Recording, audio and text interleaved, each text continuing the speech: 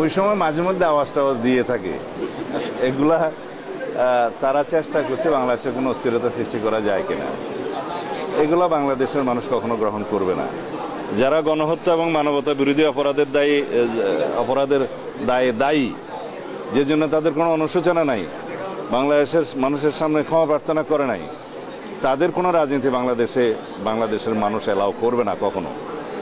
বাংলাদেশের মানুষ তাদেরকে এই দেশে রাজনীতি করার কোনোদিন কোনো অনুমতি দিবে না। তারা বিদেশ থেকে মাঝে মধ্যে অভিযোগও দিতে পারে, চিৎকার করতে পারে, এগুলো আমরা মনোযোগ দিচ্ছি না।